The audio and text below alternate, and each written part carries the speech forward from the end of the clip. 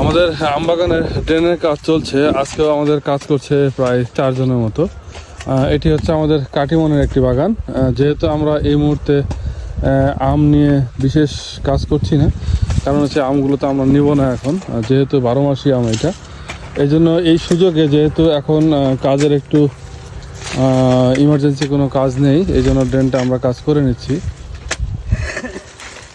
Drain পরিষ্কার রাখতে হবে, অর্থাৎ ড্রেন পরিষ্কার করার অর্থ হচ্ছে যে আমার গাছের গোড়ার পানিটা যেন না জমে থাকে।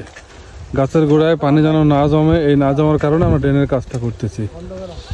তো ড্রেন করার অর্থ হচ্ছে পানি দেওয়া না, ড্রেন করার অর্থ হচ্ছে গাছের গোড়ায় যেন পানি না জমে। এইভাবে গাছের গোড়াগুলো সমান করে দিচ্ছি, যেন এখানে বৃষ্টি হবে এই পানিটা দ্রুত যেন নিচে নেমে যায়। এই হচ্ছে প্রধান উদ্দেশ্য। অনেকে ড্রেন কাকে ফোকাস করেন যে ড্রেন কেমন করলাম, কিভাবে করলাম, পানি কোন দিকে যাবে, এটা মূল বিষয় না। মূল বিষয় হচ্ছে আমার বর্ষার সময় যে বৃষ্টিটা হবে, এই বৃষ্টিটার পানিটা যেন দ্রুত নিচে নেমে বাগান থেকে বের হয়ে চলে যায়। প্রধান উদ্দেশ্য হচ্ছে এটা।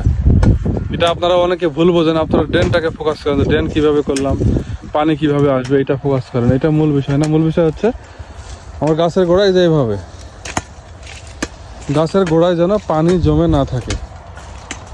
ভালো করে লক্ষ্য করবেন, গোড়ায় যেন পানি না জমে। পানি না জমলে গাছটা দ্রুত বাড়বে। পানি জমে থাকলে গাছের বৃদ্ধি কমে যায়, বৃদ্ধি হয় না। আর গাছ রোপণ করার সময় গাছ বেশি নিচুতে রোপণ করা যাবে না। স্বাভাবিক অবস্থায় গাছের গোড়া যে পর্যন্ত মাটি থাকে সেই পর্যন্তই ঢেকে দিতে হবে, এর উপরে না।